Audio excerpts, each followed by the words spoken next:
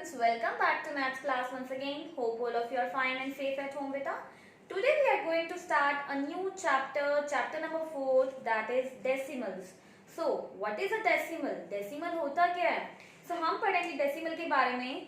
Decimal number सबसे पहले, a decimal number consists of two parts. दो parts contain करता है वो, whole number part, एक whole number part को and decimal part separated by a dot.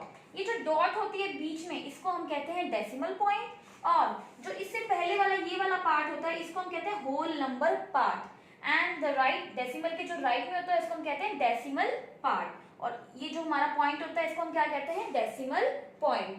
तो हमने प्रीवियस क्लासेस में भी पढ़ा है जो डेसिमल पॉइंट से, ये जो पहले है होल पार्ट के बारे में हम पढ़ चुके हैं.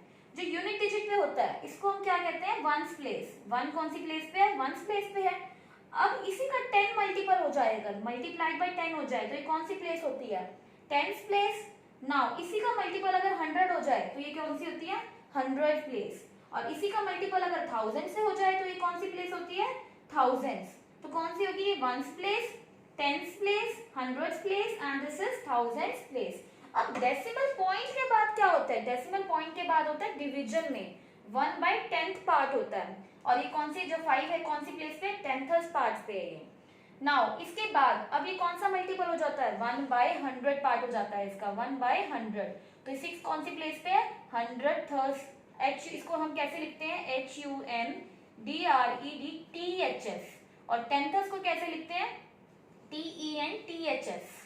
ऐसे ही जब हम पॉइंट के थर्ड इधर तक पहुंच जाते हैं तो ये कौन सा पार्ट होता है? 1/1000. और इसको कैसे लिख सकते हैं? 100,000, 10,000. 10 के बाद थाउजेंड्स लग जाता है THS, और ये वाला 2 जो है ये इस प्लेस पे है. इस नंबर को अगर हमें नंबर नेम की फॉर्म में रिप्रेजेंट करना हो तो हम कैसे लिखते हैं? 4731. 4731. उसके बाद क्या आ जाएगा? पॉइंट. अब हम 562 नहीं लिखते, इसको हम लिखते हैं पॉइंट के बाद 562. पॉइंट के बाद लिखते हैं हम 562. And this is always remember, this is the whole number part. इतना जो पार्ट होता है ये होल नंबर पार्ट होता है, और जो डेसिमल पॉइंट के बाद होता है दैट इज डेसिमल पार्ट. ये होता है हमारा डेसिमल पार्ट. नाउ अगर इसको हमें एक्सपेंडेड फॉर्म में समझाना हो कि इसको एक्सपैंड कैसे करते हैं तो कैसे लिखेंगे इसको हम? Let's see it.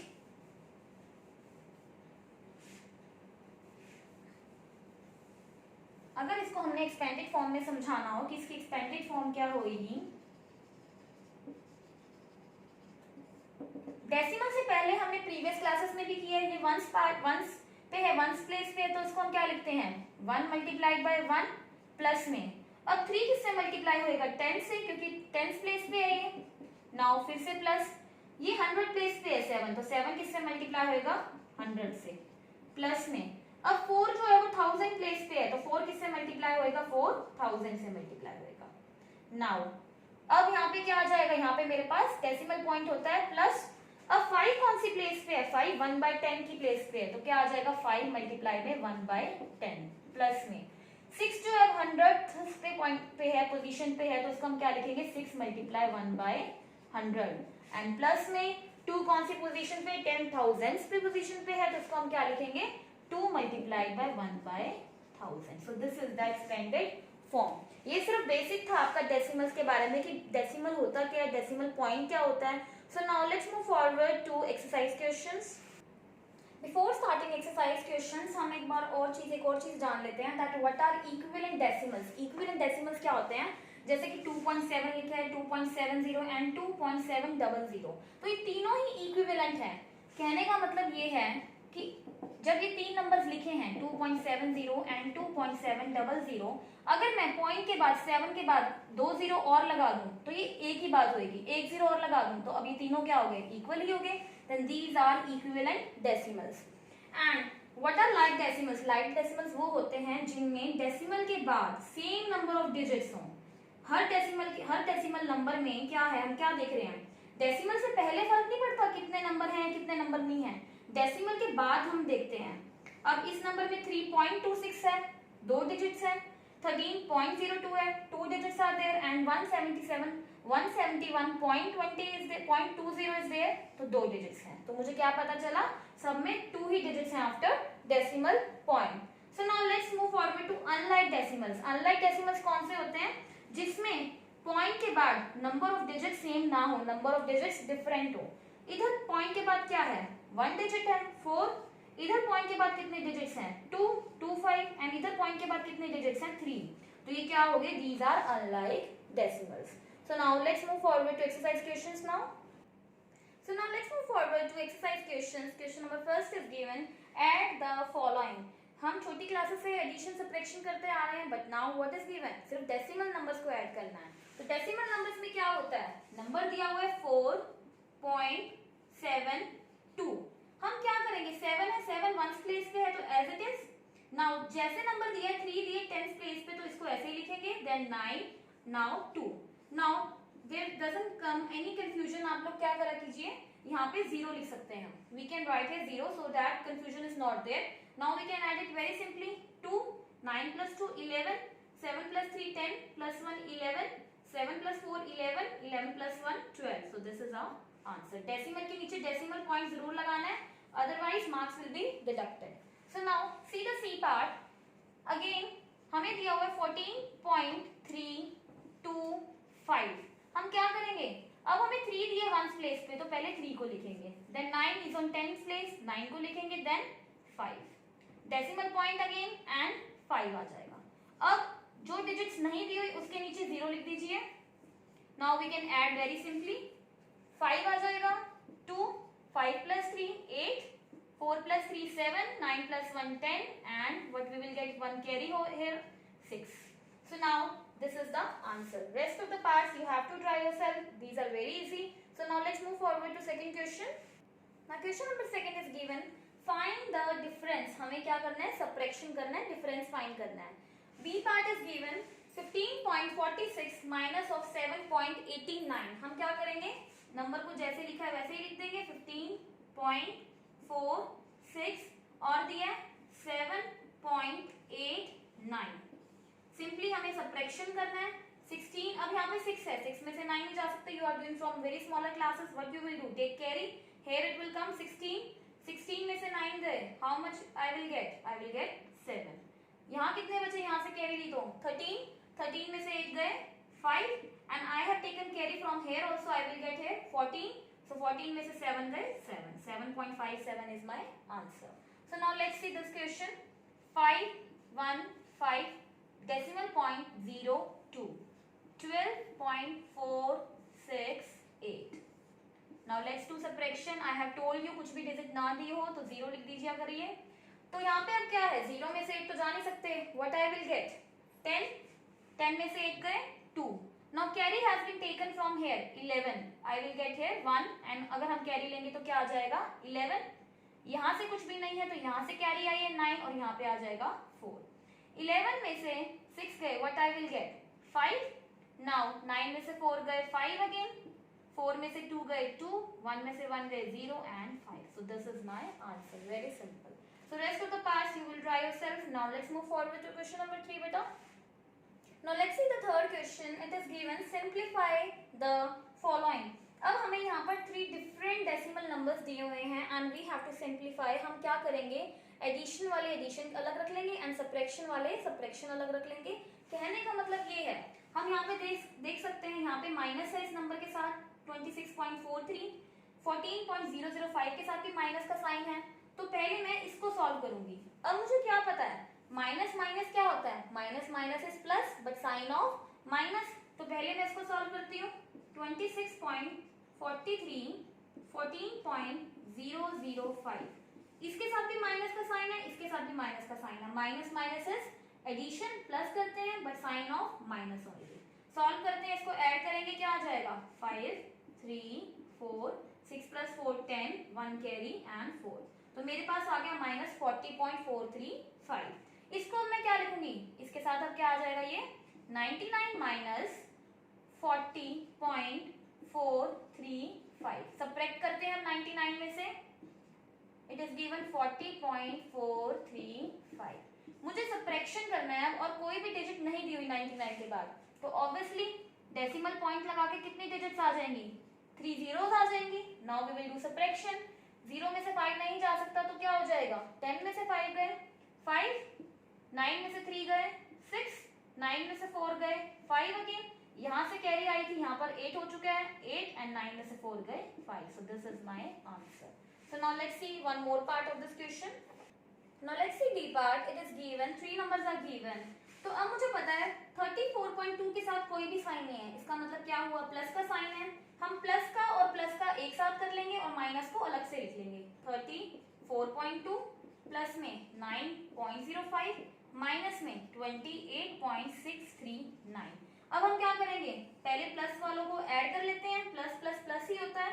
So 34.2 9.05 we will add these, what we will get, क्या आ जाएगा यहाँ पे 5 2 9 plus 4 13 1 carry 43.25 is my answer of these addition of these numbers. अब सब्ट्रैक्शन में दी है 28.639, तो मैं क्या करूंगी, इसमें से सब्ट्रैक्ट कर लूंगी. 43.25 28.639.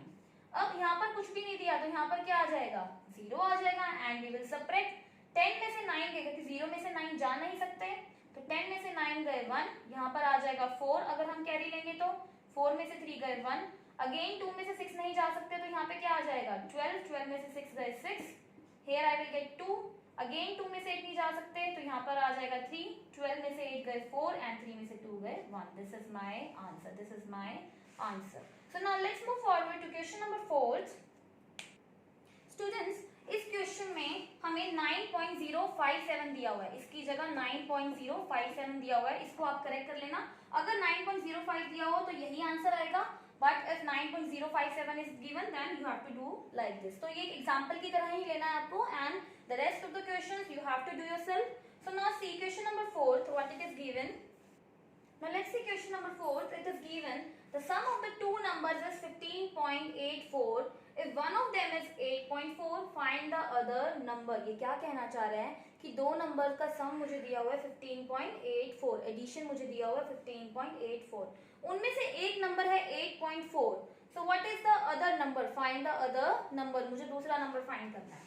तो एडिशन ऑफ दो नंबर क्या दिया हुआ है, दो नंबर का सम दिया हुआ है मुझे 15.84, उनमें से एक नंबर है 8.4 and second number we have to find. So let second number हम लिख देते हैं ऐसे ही इक्वल टू 15.84. अब 8.4 जब दूसरी साइड जाएगा तो क्या हो जाएगा, सब्ट्रैक्शन हो जाएगा. So second number will be equal to 15.84. हम क्या करेंगे, सब्ट्रैक्शन कर देंगे 8.4.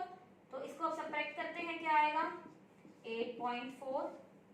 सॉल्व करते हैं, 4 में से 0 गए 4 ही, 8 में से 4 गए 4, 15 में से 8 गए 7. So 7.44 is my answer. This is the second number.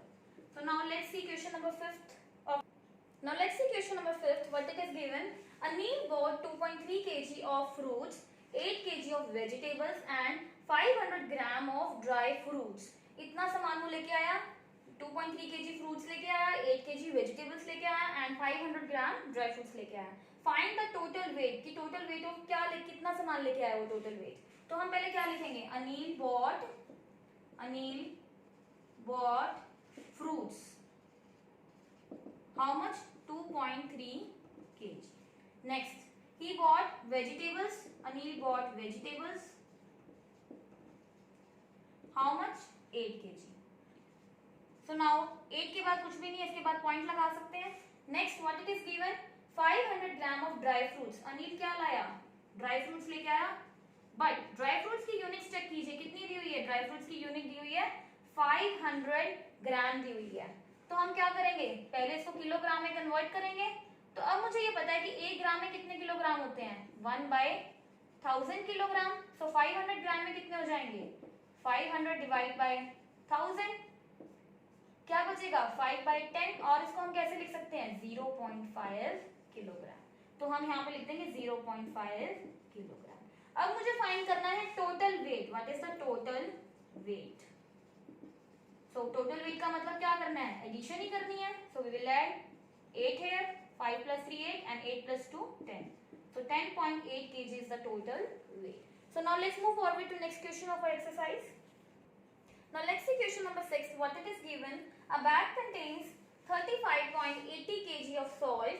The weight of the empty bag is 0.825 kg. What is the weight of the bag with salt? एक बैग है, उसका खुद का एक वेट है, कितना? 35.80 kg वेट है, और जो सॉल्ट इसके अंदर डला है उसका भी कुछ वेट है। कितना वेट है सॉल्ट का?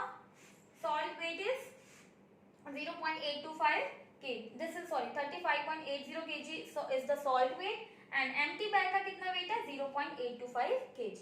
तो कह रहा है दोनों का वेट बताओ मिला के कितना होगा. What we will do? First we will write weight of bag. Weight of empty bag is equal to weight of the bag. Weight of the bag का बताना है और salt का भी बताना है. तो bag का कितना वेट है? 0.825 kg. Now a bag contains 35.80 kg of salt. तो weight of salt कितना है? जो बैग के अंदर डाला है कितना वेट है? 35.80. तो यहाँ पर कुछ भी नहीं है, यहाँ हम 0 लिख देंगे एंड यहाँ 0 लिख देंगे. So what is the total weight? We will write here total weight 5, 2, 8 plus 8, 16, 6 and here 4. So 46.625 kg is my answer. So now let's move forward to last question. Here it is 3. तो यहाँ पे 3 कर लेना. 36.625 kg. So now let's see last question of our exercise.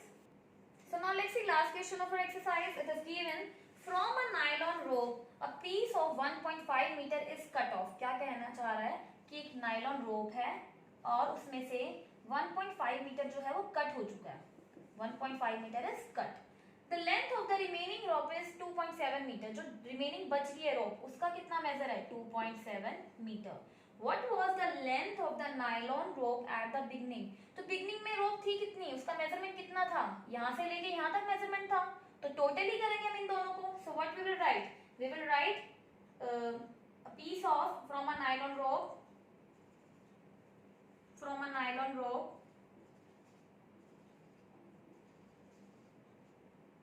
Piece of cut rope is कितना है measurement?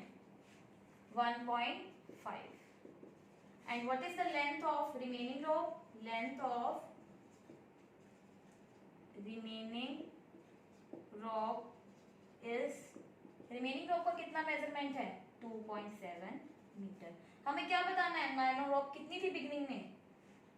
Nylon length of nylon rope सीधा लिख सकते हैं. Length of nylon rope is equal to, हम क्या कर देंगे इसका एडिशन कर देंगे. So 7 plus 5 will be 12. 1 carry. 2 plus 1 plus 1 4. 4.2 is my answer. So this is the length of the nylon rope. So here our exercise 4.1 is completed. That's all for today. Thank you and have a nice day.